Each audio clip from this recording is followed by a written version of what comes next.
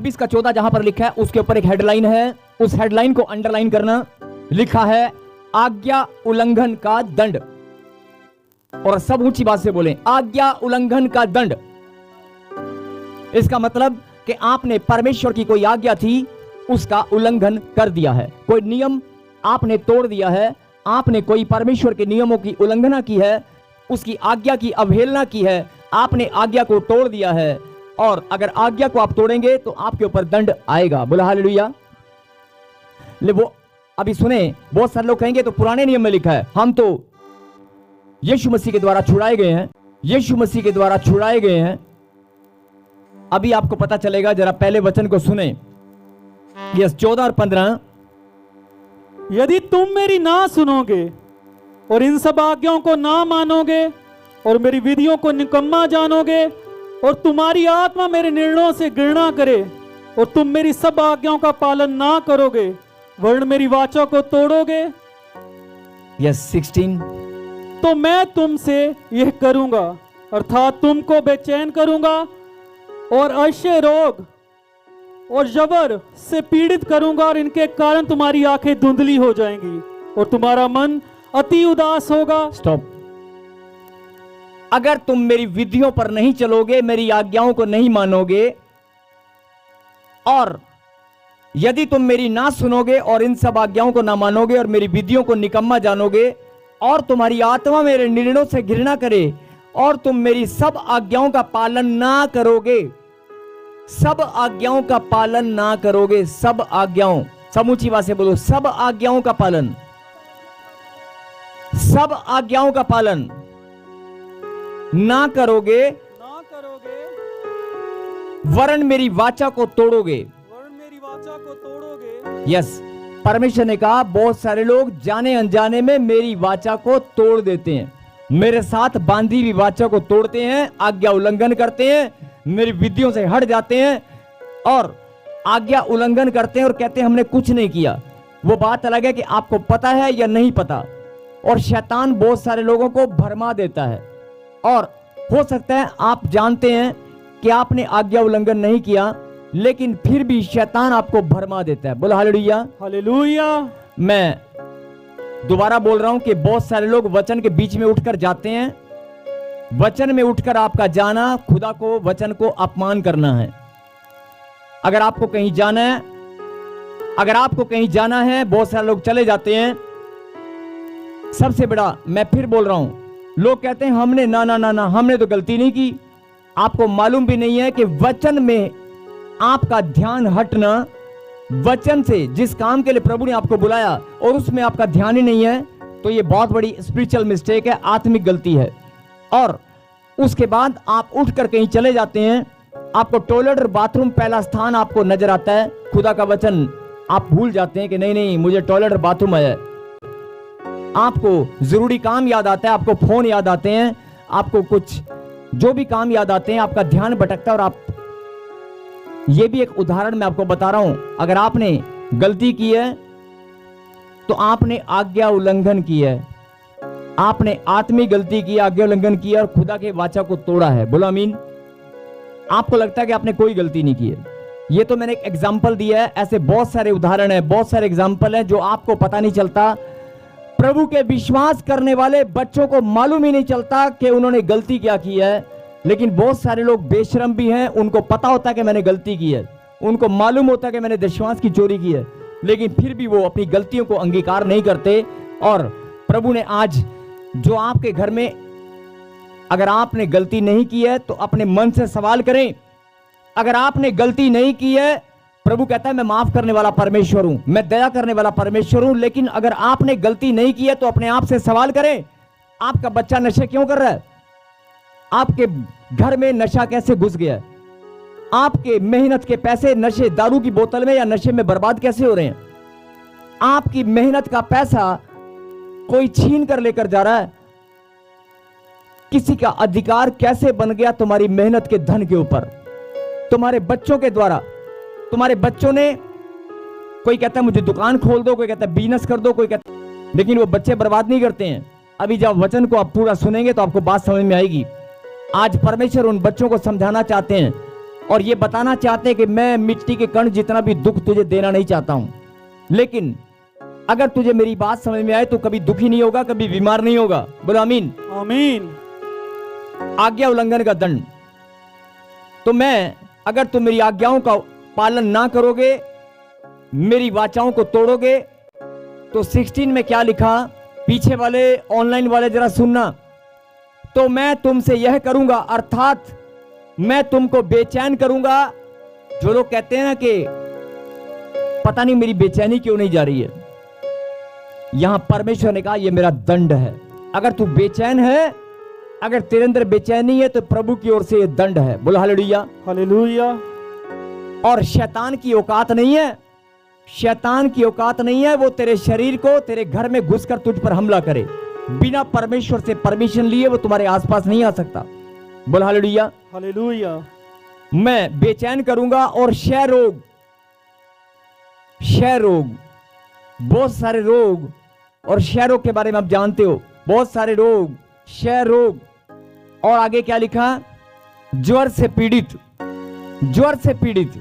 यानी अगर तुमने आज्ञा उल्लंघन की, परमेश्वर की वाचाओं को तोड़ा, प्रभु की आज्ञा का उल्लंघन किया, वाचाओं को तोड़ा, उसका भय नहीं माना, उसकी विधियों से आप हट गए, बहुत सारी आत्मिक गलतियां अगर आपने की, मैं फिर बोल रहा हूं आत्मिक गलतियां, अगर आपने आत्मिक गलतियां की जिनके बारे में आपको नहीं पता चलता, आपको हो सकता है पता ना चले, जिसके कारण शैतान बहाना लेकर आपके घर में इन बीमारियों को लेकर आता है। लेकिन साफ साफ लिखा है कि ज्वर, बुखार, फिर पढ़ेंगे, बेचैन करूंगा। परमेश्वर ने कहा कि मैं, कोई और नहीं, बेचैन करूंगा, क्षय रोग और ज्वर से पीड़ित करूंगा, और इसके कारण तुम्हारी आंखें धुंधली हो जाएंगी और तुम्हारा मन अति उदास होगा। यानी इतनी उदासी में तुम चले जाओगे, इतनी निराशा में चले जाओगे।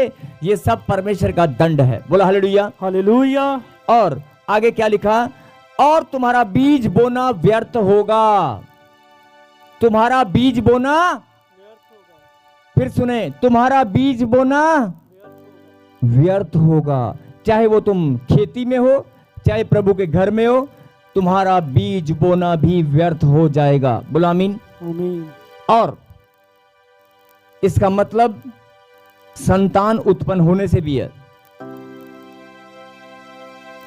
गर्भपात, मिसकैरेज होना, तुम्हारा बीज बोना व्यर्थ हो जाएगा। बोलो हालेलुया। हालेलुया। तुम्हारा बीज बोना व्यर्थ होगा। प्रभु के घर में जब आप भेंट और दशमांश लेकर आते हैं या बीज लेकर आते हैं, कोई काम नहीं आएगा, सब व्यर्थ होगा। जब तक आप अपनी गलतियों को पहचान न लें, जब तक आप पश्चाताप न करें, तब तक आपकी आशीष खुलने वाली नहीं है। बोलो हालेलुया। हालेलुया। मेरा मतलब है कि बहुत सारे लोग प्रार्थना करते हैं, प्रभु के घर में आते हैं और बोलते हैं हमें ना बाकी सब ठीक है, लेकिन एक बवासीर जाने का नाम नहीं ले रही, बाकी सब ठीक है, सर्वाइकल नहीं हट रहा, बाकी सब ठीक है, मेरा बच्चा ठीक नहीं हो रहा, बाकी सब ठीक है, बस एक मकान नहीं बन रहा।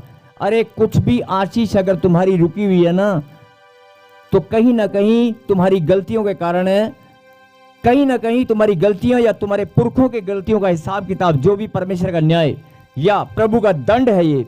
इसलिए आपको प्रभु का भय मानना होगा और बात को समझना होगा कि अगर आप सचमुच में आशीष चाहते हैं तो आज सुने, तुम्हारा बीज बोना व्यर्थ होगा, क्योंकि तुम्हारे शत्रु उसकी उपज खा लेंगे। बोलो आमीन।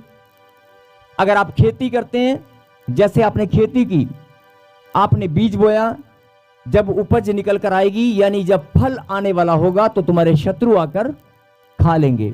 यानी कि तुम्हारी मेहनत का पैसा तुम बोगे, तुम्हारे बच्चे बिजनेस कारोबार में लगाएंगे, या तुम लगाओगे, या विदेश जाने के लिए, या कोई दुकान खोलकर, या बिजनेस में, तो क्या लिखा, तुम्हारा बीज व्यर्थ होगा। जो इन्वेस्टमेंट आप करोगे, बीज बोना मतलब इन्वेस्टमेंट, वो फल लेकर नहीं आएगी।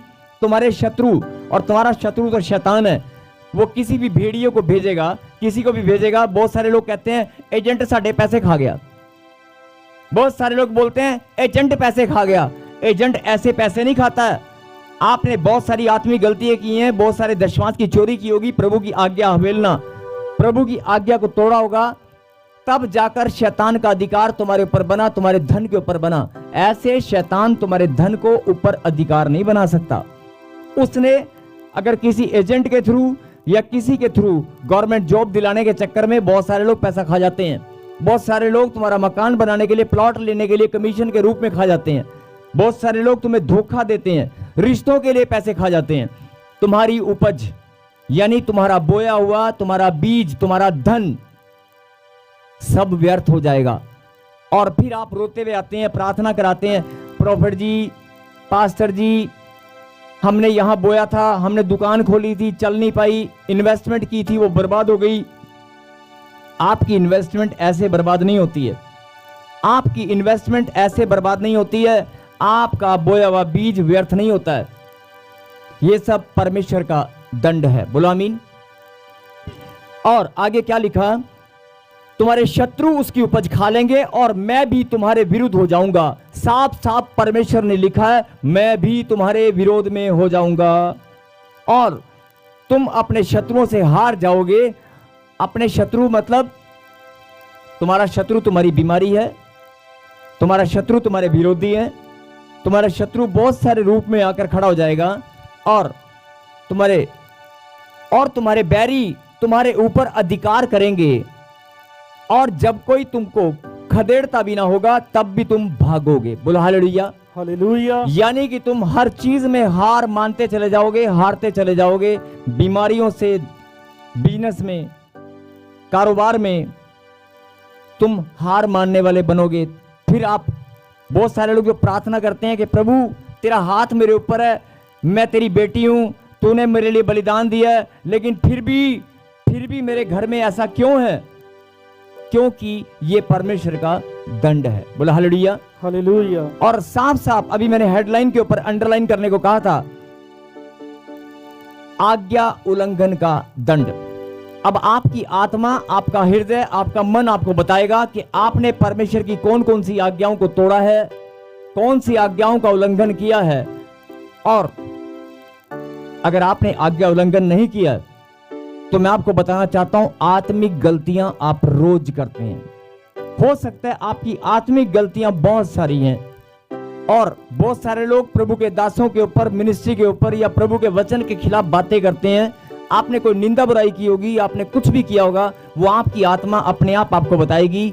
और ये चेतावनी है आज कि अगर आपने किया है तो परमेश्वर चाहते हैं कि मैं तुझे तंदुरुस्त देखना चाहता हूं, मैं तुझे हष्ट पुष्ट अच्छे स्वास्थ्य के साथ अपनी महिमा करता हुआ देखना चाहता हूं। बोला आमीन। आमीन। आप बताएं, क्या, जरा ध्यान से सुनना, क्या आपके माता पिता आपको बेड पर पड़े हुए बीमार देख सकते हैं?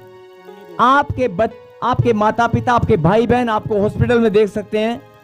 आपके माता पिता आपको घर के अंदर रोते हुए देख सकते हैं? अपने आप को बंद कमरे में बैठकर आप रोते रहें और खाना भी ना खाएं बेचैनी के साथ, क्या देख सकते हैं? यही बात परमेश्वर समझाना चाहते हैं कि मेरी बेटी, मेरे बेटे, अगर इंसान होकर तू अपने बच्चों के रिश्ते को जानता है, अपने परिवार, अपने भाई बहनों को तू दुखी नहीं देख सकता, रोते हुए नहीं देख सकता, तो मैं भी आज तुझे बताना चाहता हूं कि मैं भी तुझसे प्यार करता हूं और प्यार करता हूं, इसीलिए तेरे जीवन से महिमा लेने के लिए मैंने बलिदान दिया, खून बहाया, ताकि ये दंड का बहाना, आत्मिक गलतियों का बहाना जीवन भर के लिए तेरे जीवन से दूर हो जाए। शैतान के पास कोई बहाना न रहे, कोई तुम्हारी गलतियों का बहाना उसके पास ना हो, वो कोई भी अधिकार तुम्हारे ऊपर जमाने ना पाए, तुम्हारे धन के ऊपर, तुम्हारे रिश्तों के ऊपर। बहुत सारे लोग रोते हुए आते हैं, मेरा रिश्ता टूट गया। बहुत सारे लोग प्रार्थना में रोते हुए आते हैं, मेरे पति मुझे छोड़ने की धमकी देता है, मेरा बच्चा मुझसे फोन पे बात नहीं करता है, मेरा बच्चा जब से विदेश गया उसने मुझे फोन करना, पैसे भेजना बंद कर दिया है। बहुत सारे लोग ऐसा प्रार्थना करते हैं, हम भाई बहनों के बीच में दरार हो गई है, पहले बहुत प्यार करता था लेकिन अब मेरा भाई मुझसे बात भी नहीं करता है। अगर ये सब आपके जीवन में आप सामना कर रहे हैं तो आपको ये बात समझनी होगी, जरूर कोई आत्मिक गलती आपने की है, जरूर कोई आत्मिक गलती आपने की है, जरूर कोई आज्ञा उल्लंघन की है। अब हर एक जन अपनी आत्मा में झांक कर देखेगा, अपने मन से बात करेगा तो प्रभु से जरूर बताएंगे कि तेरी गलती क्या है। बोलो आमीन। और आपको याद है या नहीं याद है, लेकिन आज प्रभु ने कहा था कि जब तू मेरी वेदी पर जाकर प्रचार करेगा और लोगों को बताएगा कि तेरा बुखार ऐसे नहीं आता, तेरे शरीर में, तेरे खून में इन्फेक्शन ऐसे नहीं होती है। तुझे लगता है इन्फेक्शन खाने पीने से हो गई है, तुझे लगता है मैंने कुछ गलत खा लिया होगा, हल्की सी इन्फेक्शन हो गई है। तुम्हें लगता होगा मेरा खाना पीना ठीक नहीं है, बवासीर मेरे पीछे पड़ गई है। तुम्हें लग रहा होगा सर्वाइकल, लगता है मैं रात को शायद तकिया ऊपर नीचे हो गया, मेरी गर्दन में नस खिंच गई है और सर्वाइकल मेरे अंदर घुस गया। नहीं, अगर तुम्हारे शरीर में जरा सा दर्द भी है तो वो परमेश्वर की ओर से दंड है। बोलो हालेलुया। हालेलुया। चाहे वो प्रभु ने अपनी महिमा के लिए रखा है, चाहे आपको समझाने के लिए रखा है, लेकिन वो प्रभु की ओर से दंड है। बोलो आमीन। और अगर परमेश्वर की बात आपको समझ में आ रही है तो परमेश्वर आपको प्यार करते हैं और वो आपको दुख नहीं देख सकते। आप अपने बच्चों का दुख नहीं देख सकते, आप अपने बच्चों का दुख नहीं देख सकते, तो परमेश्वर आपको बताना चाहते हैं मेरी बेटी, मैं भी तुझे दुख में नहीं देख सकता। अब बहुत सारे लोग कहेंगे अगर दुख में नहीं देख सकते तो फिर हमारे जीवन में ये निकलता क्यों नहीं है? अगर दुख में नहीं देख सकते फिर हमें दिया क्यों है? अगर दुख में नहीं देख सकते, हमें प्यार करते हो, तो फिर हमें दुख दर्द दिया क्यों है? फटाफट छुटकारा करो ना। लेकिन जब तक आपको अपनी गलती का एहसास नहीं होगा, जब तक आप पश्चाताप नहीं करेंगे, जब तक आत्मिक गलतियों के लिए माफी नहीं मांगेंगे, तब तक शैतान बहाना बनाकर आपके जीवन में आपकी आशीष को रोककर खड़ा रहेगा। परमेश्वर यही समझाना चाहते हैं, गलती हो गई कोई बात नहीं, मैं तो माफ करने वाला परमेश्वर हूं। और 2026 साल पहले पूरे जगत, पूरी सब मानव जाति के लिए मैंने बलिदान देकर पाप क्षमा की आशीष, बलिदान देकर पाप क्षमा की आशीष मैंने पहले ही दे दी है। बलिदान देकर आपका उद्धार करके पाप क्षमा की आशीष पहले ही मैंने आपको सौंप दी है। अब समझने की बात क्या है कि अगर मैंने आपको पहले ही आशीष दी, आपको पहले ही गुनाह माफ कर दिए, बलिदान दिया मैंने, अरे वो बलिदान इसीलिए दिया क्योंकि मैं आपको प्यार करता हूं, मैं आपको दुख में नहीं देख सकता। लेकिन आप फिर भी अगर आज्ञा उल्लंघन करेंगे, आत्मिक गलतियां करेंगे, और बड़े बड़े प्रार्थना योद्धा, बड़े बड़े सच्चाई और खराई पर चलने वाले लोग, बड़े बड़े पास्टर लोग गलतियां करते हैं। किससे भी गलती किससे भी हो सकती है, लेकिन आज परमेश्वर यही बात समझाना चाहते हैं। अपनी आंखों को बंद करें और प्रभु के कलाम में लिखा है तुम्हारा बीज बोना व्यर्थ होगा। आपके जीवन में कोई भी घटना घटी है, कोई भी नुकसान हुआ है, तुम्हारे रिश्ते खराब हुए हैं, आज तक कुछ भी होता है, या किसी भी दुख दर्द से आप अगर निकल रहे हैं, आपका बच्चा बीमार है, आपको प्रॉब्लम है, कुछ भी है, आज आप फिर से अपनी आंखें बंद करें और प्रभु से माफी मांगे और कहें परमेश्वर मैं पश्चाताप करता हूं, मैं अपना मन फिराता हूं, जाने अनजाने में जो भी गलती गुनाह अगर मुझसे हुआ है, मैं आज पश्चाताप करता हूं। मैं आपके भय और चितौनियों को मानता हूं, मैं आपका डरवैया हूं, मैं आपका भय मानने वाला आपका बेटा हूं, मैं आपकी आज्ञाओं पर चलने वाला हूं। अगर मुझसे कोई गलती हो चुकी है, हे परमेश्वर, आपके वचन के शिक्षा के खिलाफ, आपके कहने से हटकर अगर मैं आज तक चल नहीं पाया, आपकी शिक्षा में खराई से चल नहीं पाया, अगर मैं आज्ञा उल्लंघन मैंने की है, आपकी विधियों से मैं हटाऊं, अगर अनजाने में कोई गलती मुझसे हुई है, चाहे वो आत्मिक गलती है, आज मैं माफी मांगता हूं। दिल सच्चे मन से अपनी आंख बंद करें और परमेश्वर के सामने पश्चाताप करें। प्रभु ने मुझे कहा कि अगर पीढ़ी दर पीढ़ी कोई भी श्राप, कोई भी बद्दुआ आपका पीछा कर रही है, भले ही मैंने दंड दिया है, लेकिन मैं ही आशीष देने वाला हूं। आप प्रार्थना करें। अगर किसी के साथ गुस्सा किया है, किसी को क्रोध किया है, किसी का अपमान किया है, किसी को आपने माफ नहीं किया आज तक, किसी की निंदा बुराई की है, किसी को माफ नहीं कर पाए, तो आज कर दो और आज परमेश्वर से बात करें और कहें परमेश्वर मैं आज से आत्मिक गलतियां नहीं करूंगा, मैं पश्चाताप करता हूं, मैं आपकी आज्ञाओं को नहीं तोड़ूंगा, आपकी वाचाओं को नहीं तोड़ूंगा। अगर मुझसे कोई गलती हुई है तो मुझे माफ कर। और मैं धन्यवाद करता हूं विश्वास के साथ